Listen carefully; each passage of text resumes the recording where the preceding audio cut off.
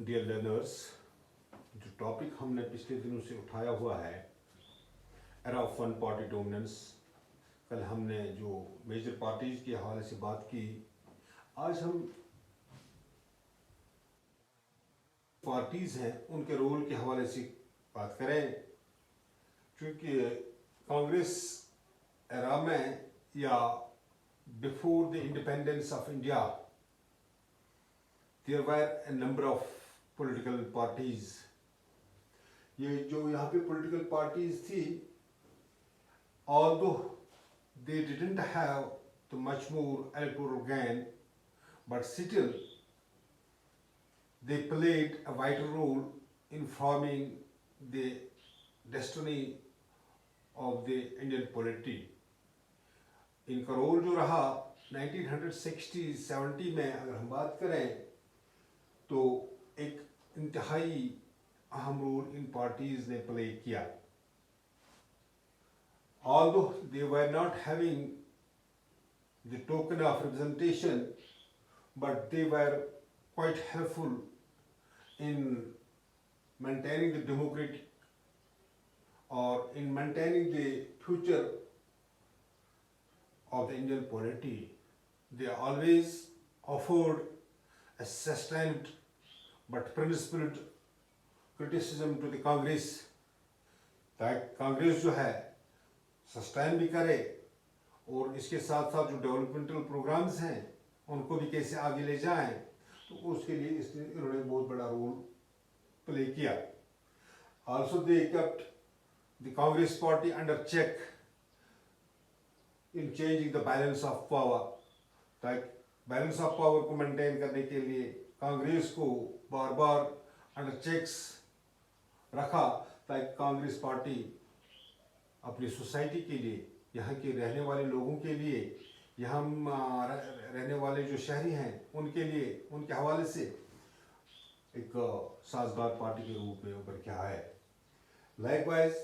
जो क्रिटिसिज्म का तरीका था, ये क्रिटिसिज्म का तरीका भी बहुत ही अच्छा रहा, ताकि एक तरफ तो एंटी डेमोक्रेटिक क्रिटिसिज्म ना हो, दूसरी तरफ जो इंडियन फ्यूचर पोलाइटी है उसकी तरफ भी ध्यान दिया जाए, ताकि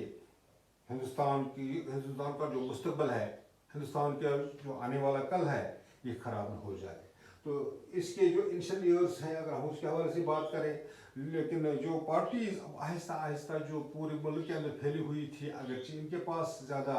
इलेक्टोरल गेन नहीं था, बट इनके अंदर जो they were grooming the young talented leaders within their fold. तो जिसकी वजह से अब कांग्रेस पार्टी, जिसकी वजह से पूरे इंडिया के अंदर जो है क्राइस्मेटिक लीडरशिप के तौर पे बहुत सारे लोग उभर के आए। अगर हम इनिशियल ईयर्स ऑफ इंडिपेंडेंस की बात करें, तो इनिशियल ईयर ऑफ इंडिपेंडेंस के अंदर अगर हम बात करें तो वहाँ पे जो इंटरिम गवर्नमेंट थी उसके अंदर अपोजिशन पार्टीज के भी बहुत सारे लीडर जो थे वो भी इंटरिम गवर्नमेंट के अंदर, वो लीडर्स भी इंटरिम गवर्नमेंट के अंदर मौजूद थे। जब 1952 के इलेक्शंस हो गए, 1952 के इलेक्शंस में भी बहुत लीडर्स, अपोजिशन पार्टीज के लीडर्स जैसे डॉक्टर भीमराव अम्बेडकर की हम बात करें, या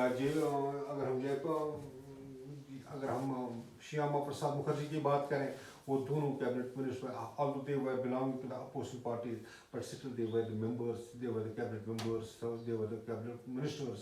in the Nehru government. Nehru also invited Jay Prakash Narayan to become the part of the cabinet,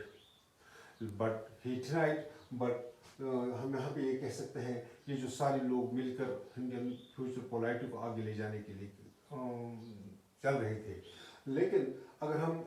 different groups और डिफरेंट लीडर्स के इंटरेस्ट के हवाले से बात करें, तो वहाँ पे आपको ये बात बताते चलें कि ये जो ब्रेड बेस्ड सोशल ऑर्गेनाइजेशन के तौर पर अब कांग्रेस उभर कर आई, अब हर एक broad based social and ideological coalition के रूप में अब जो कांग्रेस सामने आ गई, इसकी वजह से कांग्रेस का जो कैरेक्टर है वो भी मुतासर हुआ, और कांग्रेस के अंदर जो अकाउंटेटिव और एडजस्टमेंट जो नेचर इनका पहले मैंने जो आपसे बताया भी है, वो एबिलिटी जो इनके पास थी वो आहिस्ता आहिस्ता धीरे धीरे वो ख़त्म होती चली गई, जिसकी वजह से जो कांग्रेस है, कांग्रेस पार्टी में डिबेकल आ गया। और यही वजह थी कि 1967 के बाद 1970 की दहाई के बाद जो कांग्रेस का डिवैकल शुरू हो गया, कांग्रेस का जो गिरना शुरू हुआ, उस वजह से कांग्रेस अब जो फर्स्ट फेज जो इलेक्शन थे या इनिशियल ईयर्स ऑफ जो इलेक्शन जो थे, फर्स्ट डेकेड जो था 1952 से लेकर 1967 तक अगर हम बात करें, तो वहाँ पे कांग्रेस का जो नेचर था वो आहिस्ता धीरे धीरे वो ख़त्म होता गया और कांग्रेस को डिफिकल्ट आ गया, जिसकी वजह से नई नई पार्टीज को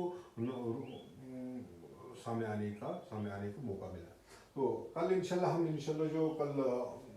जो हमारी ये जो बाकी पार्टीज़ हैं, जो मेजर सोशल जो जिन पार्टीज़ की अपोजिशन पार्टीज़ की हमने बात की थी, इनके हवाले से हम कल बात करें, इनका मैनिफेस्टो क्या था, इनका ओरिजिन कब से हुआ, उसके हवाले से हम इंशाल्लाह कल के प्रोग्राम में बात करेंगे। Thank you, till then good.